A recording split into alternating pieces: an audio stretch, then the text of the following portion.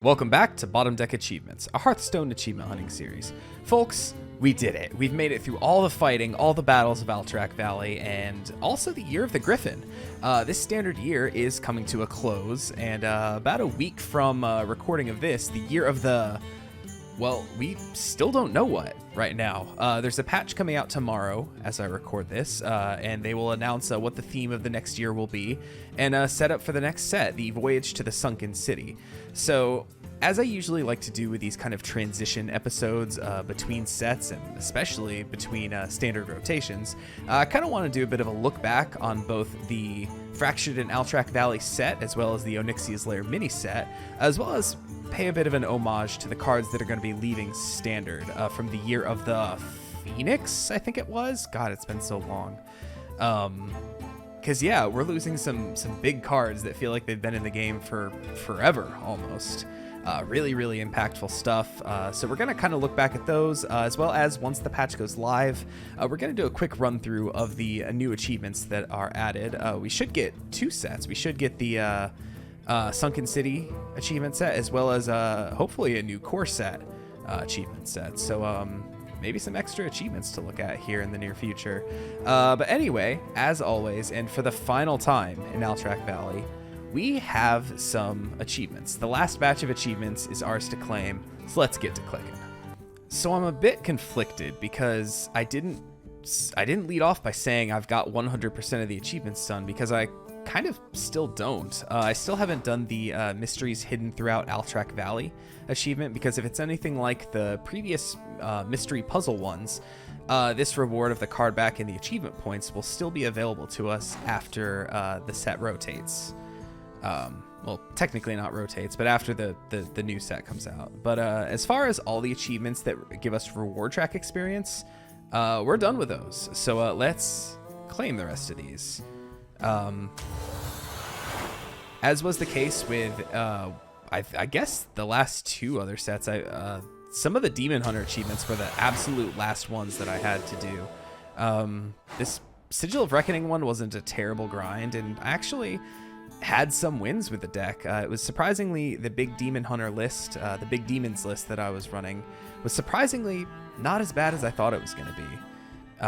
The Razorglaive Sentinel was slightly worse. I pretty much just had to load up a deck with a bunch of 0 and 1 cost stuff, as well as this card, just to get it done. Next up, Boomkin. Somehow I didn't realize that dealing damage with it counts after you've summoned the dang thing. So if it sticks on the board and you're able to swing in with it, that deals more damage. So I somehow just thought it had to be with the battle cry, the choose one battle cry, to do this 400, but no. So that got finished up pretty quickly. I will be talking about this one later. I will save all my thoughts for a future segment coming up. Ring of Courage, surprisingly good in Wild. Had I not clicked the first step of that? Or is this just kind of...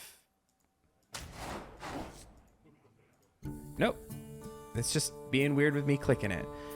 Surprisingly, Ring of Courage, good in Wild. It got me lethal several times with in my hand buff Paladin deck. It's actually a pretty decent card, as wide as some of those boards go over in that format. And then, I guess, finally, the Death Battles with Xyrella repeated. I came to really, really like this card, and I'll be talking about it a little more later in yet another segment, but this was one of the sleeper ones for me that I didn't really think was going to be one of my favorites, but well, spoilers, I think it might actually be my favorite card of this set. But like I said, I'll talk about it more in a little bit. And other than the Mysteries Hidden one, that's it, everything except for this. Let's swap this over real quick. 94%. So, okay, yeah, we're good. We're good. This one went away. So that's weird. I guess there's 6 whole percentage points tied to just that one achievement. But for all intents and purposes, we're done. We did it all. Yeah, this one is just a follow the guide for it, and apparently it just takes a super long time. I've heard people talking about it. But yeah, so that now makes 2 sets in a row that we've gotten a max value out of our achievements for the rewards track. So can we make it 3 for Sunken City? Who knows? Guess we'll find out what this achievement list looks like tomorrow. So given that we're done with all the achievements for this set, I want to do what I usually do here at the tail end and kind of give out some superlatives, some best, some worst, and kind of share my thoughts on the set overall as far as achievements goes. And I'm going to start off by what I thought was the most fun puzzle achievement. These are consistently my most favorite ones to do, though they never really get up there for like best achievement of the set. But I think when I think about the ones that kind of had big build arounds in this set, I feel like had fewer of those than some of the more recent ones. But one that definitely stands out to me, if I can find it among all the neutral ones, was trigger a single spammy Arcanist effect 14 times. I think this was the first achievement that I covered in a video for Alterac Valley, and I had this big elaborate setup that involved buffing up dragon eggs and like getting it to pop off infinitely until it just stopped doing its effect. And I got comments that were saying like, bro, you could have done it this way, or you could have done this or that. And something that seems so, I think when I was looking through these achievements at the front end, I looked at this one and said, this seems like it's going to be impossible. This seems so dang difficult. But then really, really quickly, I was able to figure out this way to do it relatively simply, and in a deck that I was winning games with, even if I wasn't popping off this achievement. So something that is so specific to build around and still requires that much of challenge, but also has multiple ways to get it done, I think makes for a really, really good puzzle achievement. And I have to take hats off to this one for being one of the better ones of the set. Next up, it was one that I teased that I was going to talk about later, and it is, I think, worst grind of the set. And I think there's no question in anyone's mind that gotta catch 'em all, summon 151 beasts with Pet Collector is the longest grind by far of this set, maybe ever. I feel like this went slower than summoning 200 Greybows. This was incredibly rough, and given the amount of reward track experience you get, playing a single Pet Collector and summoning a beast from your deck yields about 2 experience points on the rewards track, to put that into perspective. Now, how horrible was this? I've been tracking my wins per class per month for a while now, just as something to kind of track how much I'm playing, how much I'm winning, just general progress being made. And in the month of February, I started pretty low, or I'm just doing some generalizations here. I started pretty low on the grind for this one. I only had like maybe 5 or 6 done, but we'll just round it to about 150, okay? I had, I think, 397 wins with Hunter going into the month and ended with 480. Meaning that of, let's just say, and I think I averaged about 1. I don't have hard facts on that. Once again, just generalizing. So let's just say it took me 150 games to get this done, and I got 83 wins. That's, above a 50% win rate. I think I mentioned in one of the more recent videos, but this is the highest I've climbed in Standard ever. I popped the achievement for hitting Platinum in Standard, which I had never done. I've hit Legend in Wild, but Standard was always like the redheaded stepchild that gets shoved to the side. So in grinding for this horrible achievement, I picked up 2 extra bonus stars in my ranking. So was it the worst thing I could have possibly done? No, because the list that I built ended up winning and got me to a higher ladder level. Did I hate almost every moment of it? Yes, I did. This was absolutely miserable to do. I understand the joke. I understand the bit. But please, please, please, please, to the people who make the achievements for these sets at Team 5, don't do something like this ever again. And speaking of things to never do again, I want to talk about what I thought was the worst achievement of the set. Was it Gotta Catch 'Em All? Surprisingly, no, given how much negative things I had to say about it. After all, I was winning.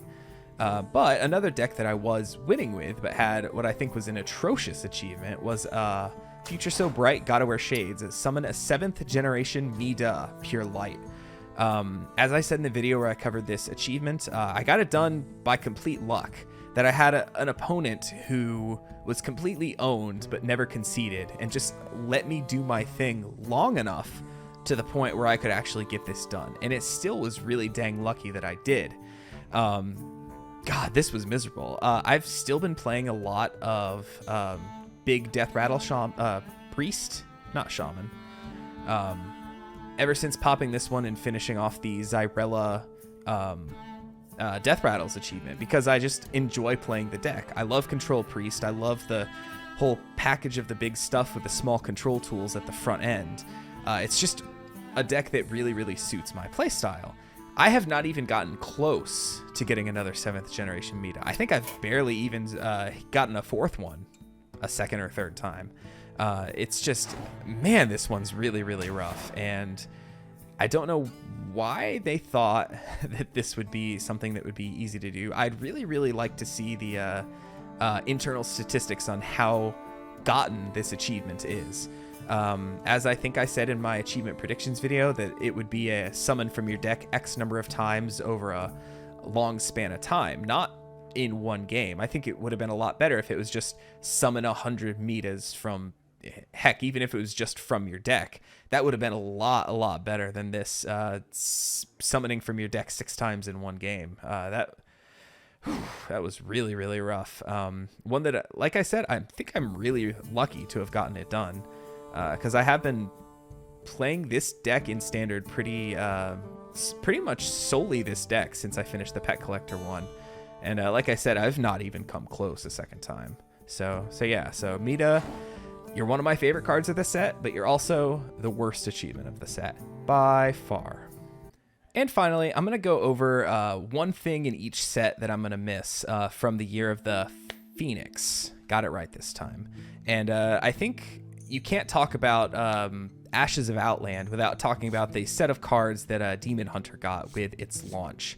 There's the whole Demon Hunter Core Initiate set thing that happened right around that time, but there's a lot of cards in here that have been mainstays in Demon Hunter since the very beginning. This was the first class that got added to the game after launch, so the cards of the first set of the new class like feel really, really, really key to this class, and it blows my mind that some of these cards will probably not be in Standard after next week. But come on, Crimson Sigil Runner and Spectral Sight have been like key card draw pieces for Demon Hunter since the beginning. Metamorphosis was a really good card that had to be nerfed. I really am sad that this card didn't find its way into the meta. Priestess of Fury was a terror, and the card that I had out on the board that got me lethal the one time I got Legend. So this card holds a special spot in my heart as well. And how can you talk about Demon Hunter stuff in Ashes of Outland without talking about the Skull of Gul'dan? The bane of everyone's existence for so long. It's still being run in lists today. And man, what a powerhouse card this was. Warglaves of Azzinoth had to be nerfed. I think it was a 3/4 before, or was it 4 mana? Or I don't remember. God, Imprisoned Antane was everywhere at the time. Like all of these cards, except I guess, you know, Pit Commander saw its way around here and there. But so many of these cards were so key in Demon Hunter for so long. Man, what a set of cards they got here. This set was hated by many, I would say, but is going to be missed by a lot more, I think, once it rotates. I think the longer time goes on, Scholomance Academy is going to be seen as one of the best sets Hearthstone ever got. Incredibly powerful, yes, but at the same time, the dual class cards added such a cool flavor to Hearthstone for a time being, and so many of these cards became key that it's going to be really, really weird to not have any in Standard anymore, presumably. Once again, we don't know what the core set is at this point, but man, just the way that they combined classes felt so cool here. Like, look at Spirit Jailer, just an innocent little 1/3. This whole Soul Fragment thing for Warlock and Demon Hunter was so rad, and one of my biggest sad things is that I didn't get wow, that's really hard to say, Sociologist Militia until way later in a random pack that I got from a tavern brawl, because Soul Demon Hunter, I guess Soul Warlock wasn't super a thing, but it wasn't also super not a thing either. Seemed like an archetype I really would have liked. Raise Dead was a super, super powerful thing. Just, God, I think Devolving Missiles was a card that they showed off in the announcement video for Scholomance, and it's just a perfect meshing of Shaman devolving stuff with a very, very basic mage spell in Arcane Missiles to get Devolving Missiles. Ended up being a super, super good card, too. Just, man, they were design was on point for this set. Also, I need to give a shout out to the last Golden Legendary I opened, Headmaster Kel'Thuzad, who was terrible. But enough about him. Let's talk about more dual class stuff. The whole weapon theme for Rogue and Warrior, with Cutting Class being just an incredible value piece. God, Potion of Illusion, and oh, what's that legendary that got nerfed? Jandis Barov. Man, what a terror that card was. Just, man, I could just go to every dual class card and just talk about how much of a flavor win it was. Man, even just like the Priest and Warlock, like with having the theme of changing your health on your own turn cards, like Raise Dead deals damage to you. And then there's cards that synergize with that, like Brittlebone Destroyer and what was the dual class legendary for these two? I think it was Disciplinarian Gandling. Yeah, I never really saw too much play, but Flesh Giant was the other real big one. I dusted all my copies because it changed when either if you healed or if you took damage, which was a really, really cool synergistic thing between both Priest and Warlock. Hunter and Demon Hunter, you know, they both got Hunter in the name, of course. And then what? We had Druid and Hunter. Like, all of the dual class stuff made this perfect, like, circle of fifths thing around each other to where, I don't know, just each one just played in the space so well, and you got things that normally wouldn't be seen in a certain class, but it made sense, like Lightning Bloom for Shaman. Like, yeah, it just makes sense. It overloads you. I mean, it ended up being a completely busted card, which I really wish they would have nerfed it at some point because I have a golden one, but that's beyond the point. I know a lot of people talk about tradable as being a recent development in Hearthstone that they'd love to see be evergreen. I would love to see dual class cards come back again, sooner rather than later. Finally, for Darkmoon Faire, I only want to talk about one card because I want to talk about it to highlight one of my favorite decks that's ever come into Hearthstone. When the mini set, I think this was the first time we started to get mini sets regularly. The Darkmoon Races, I think it was mini set, added in a kind of inconspicuous looking dual class to revisit that theme from Scholomance. It used to be 3 mana and it used to be able to target any minion, but a card called Hysteria. And people soon found that in Wild, it kind of comboed nicely with an old card that nobody remembers. If I can scroll down through the old sets to find Knights of the Frozen Throne, it comboed nicely with a little card called Wretched Tiller that never did a single thing its whole run in Standard, never made any splash in Wild, but all of a sudden, there's this combo where if you had Wretched Tiller down, played Death Speaker to give it immune this turn, and then played Hysteria on the Tiller, given the effect that whenever it attacks, it deals 2 damage to the enemy hero, you could OTK your opponents like around turn 6 or so. 6 or 7, just from playing out this 3-card combo. And it was the most fun I've had in Hearthstone. For like 1 week, everyone was running these super janky builds to try to get this combo to pop off. People were running like other things to try to stop this combo. It totally destroyed Wild, and they had to nerf Hysteria to only be able to target enemy minions. I kind of half want them to revert the nerf when it rotates. Because I would love to be able to play this deck just one more time. Broken though it might be, it would definitely give people a chance to solve the deck and find the optimal build, but you kind of needed to make sure there's enough health on the board for it to work, unless you played a card that lowered its attack. You needed what? If your opponent was at 30 health, there needed to be at least 15 health worth of stuff on the board. So that's why the version I ran a bunch of super janky cards. If we can just pop through the wild list so far, I ran like super like low cost, high health stuff. Like I ran Depth Charge in this deck because it's 5 health for 1 mana. Because if your opponent's playing a control deck or something and they just aren't playing out any minions, thinking like, oh, I'll just kill them with combo stuff later when I can, so that they can't pop off their combo as easy, you just drop down a Depth Charge and get 5 extra health on the board for super cheap. And against aggressive decks, it actually helped, acting like a little 1-cost Doomsayer to kill some low health stuff. Like, heck, I ran...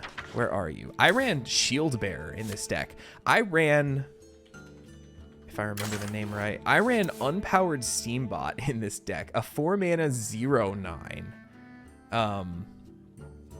Man, like, I just loved Tiller Warlock, and it was only around for about a week. It was all thanks to this one little card from Dark Moon Races.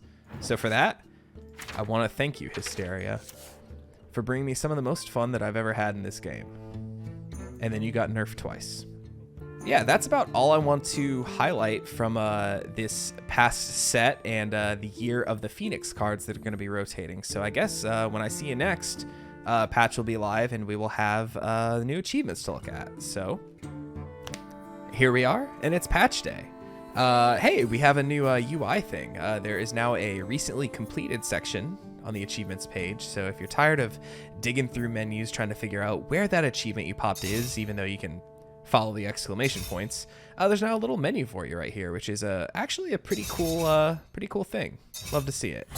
But yes, the new patch is in, and we now have the achievement set for Sunken City, and also the Year of the blank icon achievements. Year of the Hydra, as it was announced today. We have these as well. I'm not going to spend too much time talking about them because they still don't give any rewards track experience points, just achievement points, which are still pretty much just for bragging rights. Similar to the ones from the last core year, which are still in the game and stuff. It's pretty much just playing playing the cards a bunch of times, doing the things, you know, replaying cards with different classes as Tess Greymane, who super glad to be back in the core set. That was a really fun card that never really got its time to properly shine. Killing your opponent with Pyroblast, pretty standard stuff here. I do want to highlight what I think is the best name here. That's good, that number. Okay, so this is a reference to that. In Wild, there's a deck, kind of viable a little bit, but mostly a meme, called Linecracker Druid. An old card called Linecracker that had the not fondly remembered Overkill mechanic from Rastakon's Rumble. But it had Overkill double this minion's attack. So the combo was you would play Linecracker, and then you would play the spell Bees, which summons 4 1/1 bees to attack a minion and target your own Linecracker with it. And because it was your turn, it's still considered that the Linecracker was doing the attacking. So you could double its attack like up to 8 times if you played bees on it twice, and then play the card Earthen Scales on it to gain like thousands of armor in one turn. So I'm pretty sure this is a reference to that, the what's all the buzz about. So nice. Thank you, Team 5. That's a reference that made me smile. But yeah, just mostly normal stuff. But the real juice is here in the Sunken City achievement list. I've skimmed through the list. I've done some counting and some quick math, and I've added some things up. And where do we stand? Well, just like always, each class has 3 achievements available to it, one of which is a 3-step grind, the other 2 being kind of one-and-dones, even though sometimes they're grinds as well. But each class has 1,100 experience points for the rewards track available, and then there is 5,600 total for the neutrals. adding it all up to a total of 16,600 experience points for the rewards track before any kind of XP boost bonuses that you may or may not have if you purchase the paid track of the rewards track. So how does this compare? I pulled up one of my first videos from Alterac Valley, and I did a quick comparison, and I don't remember what the exact number was, but the number I had that I was using was somewhere in the 17,000s, meaning that we have slightly less experience available to us through achievements in this set, which is kind of sad. It's kind of rough. You hate to see it. But hey, after skimming through these, none of these look too egregious to get done. It's mostly just playing cards. There's no super difficult build arounds. Nothing looks too out of line that I can tell, which, you know, is a good thing, meaning most of these can get done. But the other thing I wanted to talk about was how many named legendary cards are needed. I looked at some of the previous sets, and I think Forged in the Barrens was the most generous in this regard, needing only, I think, 5 legendary cards, aside from the free ones they give us, of course, because, you know, everyone has those. We're talking about dust investment or, you know, luck in cracking packs to get these. And then the number went up and up, and including, I think, in Alterac Valley, for the base set, before, aside from any of the free ones that we were given, we needed 10 legendary cards that were actually named in the achievements, mind you.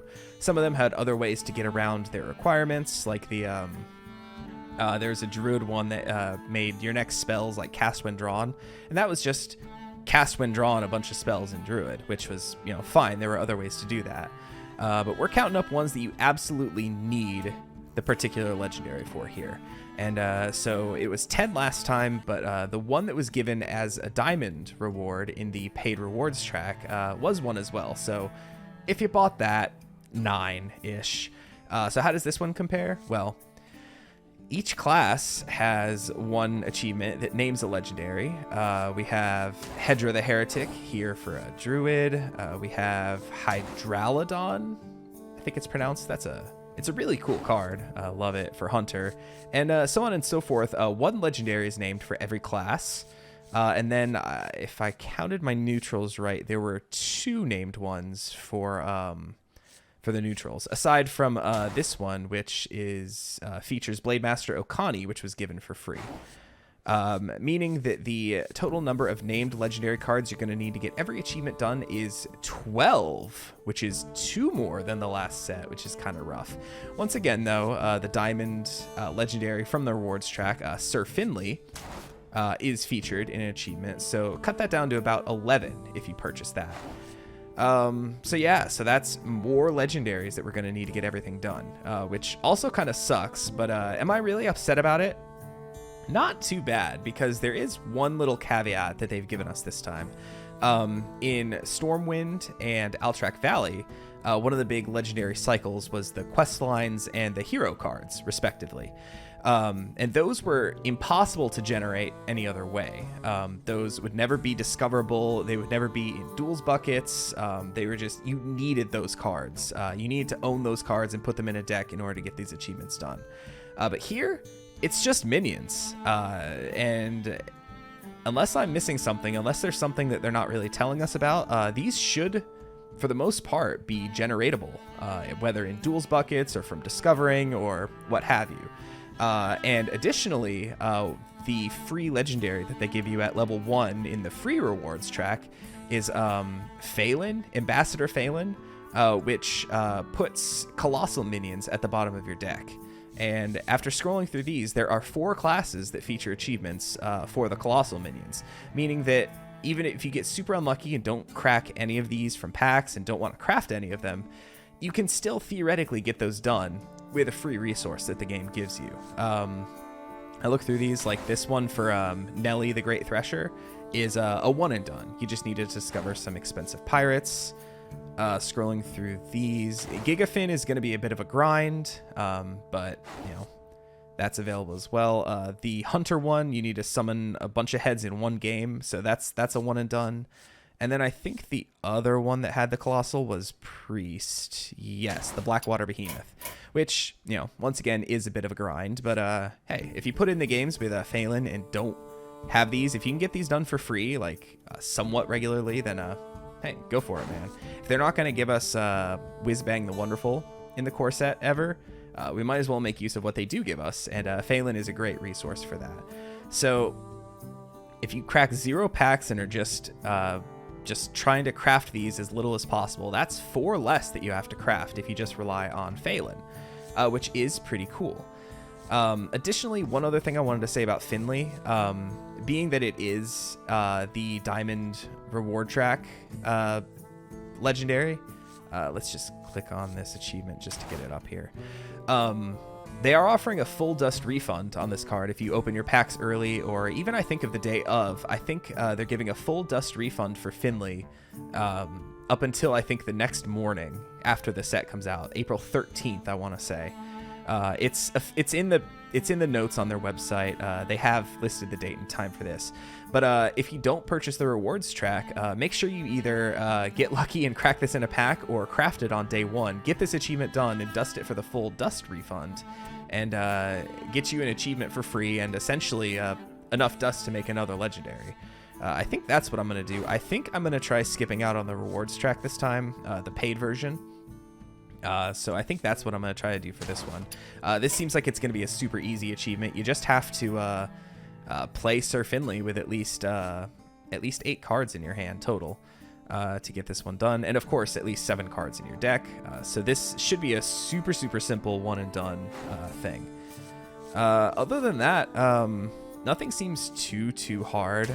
Honestly, one of the hardest to me is another one that relies on your opponent doing a thing, which is counter both a minion and a spell that cost 5 or more with Blade Master Okani.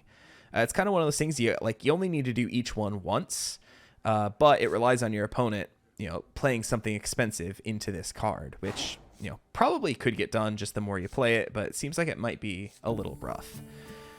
But yeah, nothing seems too hard. They are giving us Brand Bronzebeard in the core set, which should make anything that's Battlecry related go a lot faster, because you can now double those up in standard as opposed to needing to do it in wild, which is super good. He's going to be the MVP of achievement hunting, straight up. Yeah, other than that, most of these are tied to actual cards in the set, meaning you can't really get any of them done early unless you're grinding games and duels. A couple that aren't, though, I did test this one out with Mutanus. This doesn't work with him unless you've buffed him up in your hand. You actually need to play a Murloc that in your hand has at least 10 attack. Yeah, so this is the achievement set. So I guess this is where I turn it over to you guys. I always put out a call for comments to list out any achievements you'd like to see covered in a future video. And what better time than now when there's a whole fresh set in front of us. I'm super excited to dig into this set. I can't wait to crack packs and start theory crafting some decks here and there. And of course, getting some achievements done. Well, anyway, that is going to bring us to the end of today's video. Thank you so much for watching. I appreciate it a lot. I've already done the call to action of leaving a comment below for achievements you'd like to see covered later. But hey, while you're down there, why not leave a like on this video and subscribe to the channel if you have not done so already. Both of those things would help me out a ton. And hey, follow me on Twitter and Twitch. I'm at HeyTallman at both places. I will be streaming pack openings on Tuesday when the set comes out, and probably start on some basic achievement hunt stuff too. Should be a fun time. Just, man, standard rotation is just such a special time in this game. I know I've been saying it like every video for the past 4 or 5 or so, but I really am excited for this set. It just seems so cool, so fun, and there's just so many things I want to try. I just want every card. Yeah, we'll see how we can do for that. But hey, yeah, so anyway, love to see you at my stream or in this video or in a future one. So I guess with all that being said, thank you for watching, have a great day, and may the card you need the most never be at the bottom of your deck.